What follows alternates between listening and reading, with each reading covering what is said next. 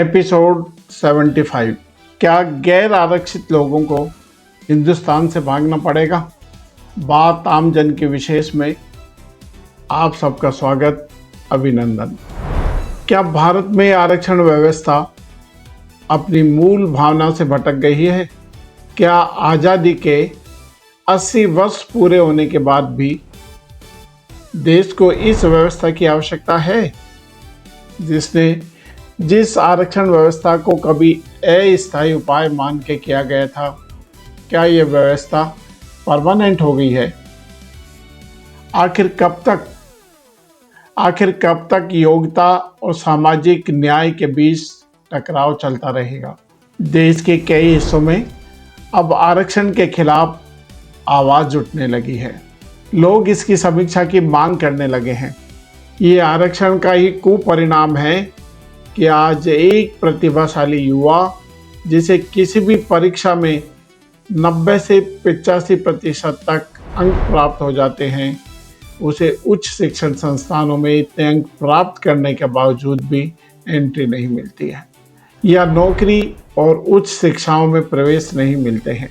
और दूसरी तरफ 0 और -40 अंक प्राप्त करने वाले लोगों को भी शिक्षा क्षेत्र की और चिकित्सा क्षेत्र की तथा वैज्ञानिक क्षेत्र की नौकरियों में जगह मिल जाती है। और इतना ही नहीं, विभिन्न सरकारी विभागों में ऐसे लोगों को सहज रूप से नौकरियां प्राप्त हो जाती हैं। बताइए, सामान्य वर्ग का विद्यार्थी करे तो क्या करे? आज सामान्य वर्ग का विद्यार्थी गैर आरक्षित वर्ग में जन्म होने के कारण अपने आप को अभिशप्त मानता है। लेकिन ये किसके हाथ की बात है? ईश्वर ने जिसको जहाँ जन्म दे दिया वो वहीं पैदा होगा, उसी जाति वर्ण में पैदा होगा। हमारे देश की ये कैसी व्यवस्था है, और कोई भी सरकार ना अब और ना भविष्य में इस व्यवस्था में सुधार करने की कोई बात करती है, क्योंकि सत्ता का मनमोहक रूप, पावर का खेल, सब तरह के मजे, इसमें कोई भी राजनीतिक पार्टी और राजनेता इससे क्यों वंचित होना चाहेगा? उसकी तरफ से देश की प्रतिभाएं और प्रतिभाशाली छात्र जाएं भाड़ में, उसे तो अपनी सत्ता का सुख बचाए रखना है। क्या ये सिर्फ एक राजनीतिक मुद्दा है, या देश एक सामाजिक बदलाव के मोड़ पर खड़ा है? भारत में अब आरक्षण के खिलाफ जनलहर उठ रही है, जनलहर पैदा हो रही है। क्या देश की आज़ादी के 80 वर्ष बाद भी हम ऐसे मोड़ पर खड़े हैं जहां करोड़ों युवा पूछ रहे हैं, आखिर ये आरक्षण का भूत कब सरकार के माथे से उतरेगा? क्या हमारी भी कोई सुनने वाला है या नहीं? भारत के संविधान निर्माताओं ने संविधान में आरक्षण मात्र 10 वर्ष के लिए किया था, और देश में अब तक आई कोई भी सरकार इस कुव्यवस्था को समाप्त नहीं करना चाहती। इसका उद्देश्य सभी सरकारों द्वारा लंबे और बहुत लंबे समय तक सत्ता में बने रहना है। इसलिए आरक्षण को स्थायी रूप से थोपने का ये षड्यंत्र नजर आता है, जिससे जो भी पार्टी सत्ता में रहे उसे कभी भी सत्ता से वंचित ना होना पड़े। सामाजिक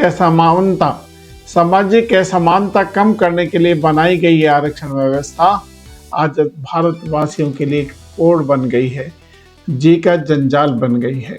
इस संबंध में माननीय सुप्रीम कोर्ट ने 1 अगस्त 2024 को, जिसमें 7 जजों की बेंच थी, SC/ST आरक्षण के भीतर कोटे के भीतर कोटा ऐसा उपवर्गीकरण करने की मंजूरी दी थी।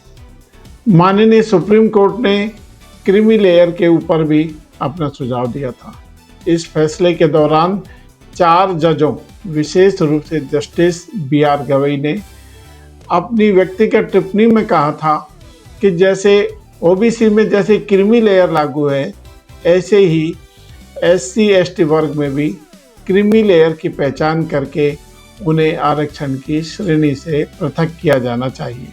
पर केंद्र की सत्तारूढ़ BJP कैबिनेट ने एक महत्वपूर्ण फैसला ले लिया, क्योंकि केंद्र की BJP को भी लगने लगा कि कहीं ये सत्ता उनके हाथ से चली ना जाए। सुप्रीम कोर्ट के सुझाव के बाद देश भर में कुछ विरोध की लहरें और प्रदर्शन हुए, जो स्वाभाविक भी था। कैसे कोई 80 साल की दुधारू गाय से जो लाभ प्राप्त हो रहा है उसको छोड़ सकता है। इसके तुरंत बाद 9 अगस्त 2024 को प्रधानमंत्री नरेंद्र मोदी जी ने अपनी कैबिनेट की बैठक बुलाई और नरेंद्र मोदी जी की अध्यक्षता में केंद्रीय कैबिनेट ने निर्णय लिया कि सुप्रीम कोर्ट के क्रीमी लेयर के सुझाव को पूरी तरह से खारिज किया जाता है। सरकार ने स्पष्ट बयान जारी करके कहा कि बाबा साहब अम्बेडकर के मूल संविधान में SC/ST आरक्षण में क्रीमी लेयर का कोई प्रावधान नहीं था, इसलिए इसे लागू करना पूरी तरह से असंवैधानिक होगा। अर्थात क्रीमी लेयर की व्यवस्था को आरक्षण में लागू करना पूर्णतः असंवैधानिक होगा। और बात यहीं समाप्त नहीं होती, अर्थात स्वर्ण वर्ग जो आरक्षण की श्रेणी में नहीं आता, उसके असंतोष को दबा दिया गया, जो कभी ना कभी एक चिंगारी बनकर फूटेगा तो सही। आखिर कब तक स्वर्ण वर्ग भी या उनके बच्चे भी इस आरक्षण की व्यवस्था को झेलेंगे। आरक्षण की समय समय पर समीक्षा होनी चाहिए ताकि ये देखा जा सके कि जिन लोगों ने आरक्षण का लाभ प्राप्त कर लिया है उन लोगों को इस वर्ग से पृथक किया जाए, और जो लोग अभी भी आर्थिक दृष्टि से पीछे रह गए हैं उन लोगों को आरक्षण की व्यवस्था में अंदर लाया जाए, आरक्षण की व्यवस्था में जोड़ा जाए। और जो लोग क्रीमी लेयर में आते हैं, समय का तकाजा है और राष्ट्र हित में जरूरी है कि उन लोगों को स्वविवेक से इस क्रीमी लेयर में आने के बाद इस आरक्षण की व्यवस्था को त्याग देना चाहिए, छोड़ देना चाहिए, जिससे देश के दूसरे कमज़ोर जो आर्थिक रूप, खासकर आर्थिक रूप से जो कमज़ोर वर्ग है, उसका उत्थान हो सके, उसको लाभ मिल सके। क्योंकि ये राजनेता चाहे वो किसी भी पार्टी के हों, वो तो इसमें कोई परिवर्तन करने नहीं। कोई भी सरकार चाहे 80 साल और हो जाए, इस आरक्षण की व्यवस्था को कभी भी समाप्त करने के बारे में नहीं सोचेगी, क्योंकि सबको अपनी कुर्सी प्यारी है। चाहे देश हित में जातिगत संघर्ष हो जाए, लेकिन कोई इस व्यवस्था को समाप्त नहीं करेगा। और वर्तमान सरकार ने तो 2026 में UGC एक्ट लागू करके देश में जातिगत संघर्ष करवाने की व्यवस्था कर ही दी थी। जातिगत तनाव और जातिगत संघर्ष के लिए मैदान तैयार कर ही दिया था। वो तो भला हो माननीय सुप्रीम कोर्ट, उसको इस बात के लिए बहुत बहुत धन्यवाद कि सुप्रीम कोर्ट ने UGC एक्ट पर रोक लगाकर इस व्यवस्था को लागू होने से रोक दिया। वैसे भी ये सुप्रीम कोर्ट ही है जिसने मोदी सरकार की फर्जियत को कई बार रोका है। मोदी सरकार की फर्जियत पर फिर किसी अन्य अवसर पर बात करेंगे। अभी बात आरक्षण पर। अब आवश्यकता आर्थिक आधार पर आरक्षण की है, ना कि जातिगत आधार पर आरक्षण की। आर्थिक रूप से पिछड़ा व्यक्ति किसी भी समाज का, किसी भी वर्ग का, किसी भी जाति का हो सकता है। उस वास्तविक गरीब का कल्याण आखिर कैसे होगा? जनसंख्या के आधार पर। अब अगर जातिगत आबादी की बात करें तो विभिन्न रिपोर्टों और अनुमानों के अनुसार देश के सामान्य वर्ग में आने वाली आबादी जो EWS के दायरे में बाहर है, लगभग 5 से 10% ही बैठती है।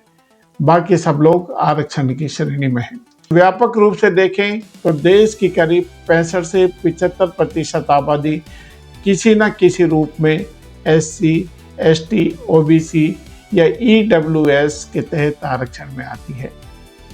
उसे आरक्षण की किसी न किसी श्रेणी का लाभ मिलता ही है।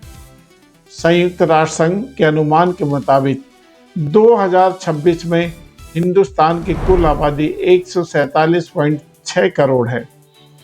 केंद्र सरकार की नौकरियों और शैक्षणिक संस्थानों के स्तर पर विभिन्न श्रेणियों को दिया जा रहा आरक्षण इस प्रकार है।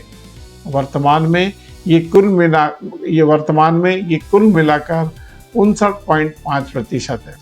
इसके बाद 40.5% सीटें हैं जो अनारक्षित रह जाती हैं।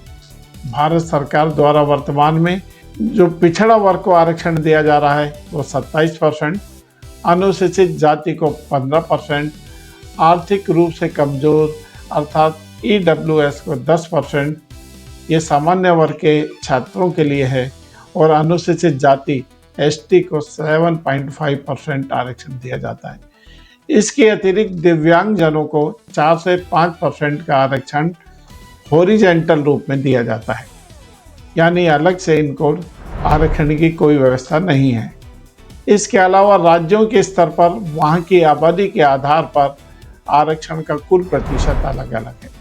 जैसे तमिलनाडु में ये अब तक लगभग 69% हो सकता है। बीजेपी सत्ता में आने से पहले जातिगत व्यवस्था, अगड़े पिछड़े और मुस्लिम तुष्टीकरण के विरोध में बात करती थी। वही बीजेपी आज सत्ता में आने के बाद इन सब बातों का भरपूर रूप से फॉलो कर रही है, इन्हीं सब बातों को भरपूर रूप से लागू कर रही है, जो कभी वो कांग्रेस के सत्ता में रहते हुए जिनका विरोध करती थी। आज बीजेपी शासित राजस्थान, मध्य प्रदेश और उड़ीसा, कमोबेश दिल्ली में भी सरकारी तंत्र की लूट खसोट पहले से कहीं और ज़्यादा बढ़ी है। देश में महंगाई बढ़ने के साथ साथ भ्रष्टाचारियों ने भी जन सेवा की दरों में बढ़ोतरी कर दी है। जो काम पहले हजारों रुपए में हो जाता था, अब वो काम लाखों रुपए में होता है। बीजेपी का केंद्रीय नेतृत्व सिर्फ और सिर्फ एक के बाद दूसरे राज्य में, दूसरे के बाद तीसरे राज्य में बीजेपी की सत्ता कैसे आए, इस पर कार्य कर रहा है। अपने विजय के असंवेग घोड़े को दौड़ाता जा रहा है। बीजेपी के केंद्रीय नेतृत्व को इससे कोई मतलब नहीं है कि जिन राज्यों में भारतीय जनता पार्टी की सरकार है उनकी सत्ता की गुणवत्ता बढ़े, सत्ता में बैठे लोगों की गुणवत्ता बढ़े, और जो ये भ्रष्टाचार का तांडव पूरे देश में फैला हुआ है, ये समाप्त होना चाहिए। लेकिन बीजेपी की केंद्रीय नेतृत्व का इस पर बिल्कुल भी ध्यान नहीं है। वो सिर्फ अपने असंवेग घोड़े को विजय के लिए दौड़ाने में मशगूल हैं। मित्रों, आप तय मानिए, मैं और देश का वो पत्रकार वर्ग जो बीजेपी का गोदी मीडिया कहलाता था, आज वो भी ये मानने लगा है कि राजस्थान और मध्य प्रदेश में अगली सरकार भारतीय जनता पार्टी की नहीं होगी, अगली सरकार कांग्रेस की ही होगी। और कांग्रेस की सरकार इसलिए नहीं होगी कि कांग्रेस में बीजेपी से अच्छे लोग हैं। उनकी सरकार इसलिए होगी कि अब बीजेपी भी उसी रास्ते पर चलने लगी है जिस पर कांग्रेस चलती है, बल्कि उनसे भी 2 कदम आगे। फिर क्यों नहीं लोग कांग्रेस को वोट दें।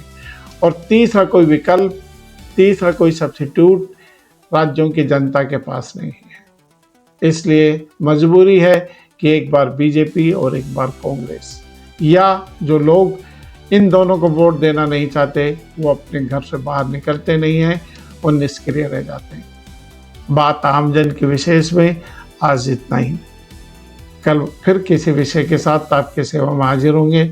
आपको ये एपिसोड कैसा लगा, इस एपिसोड को शेयर करें, लाइक करें, सब्सक्राइब करें।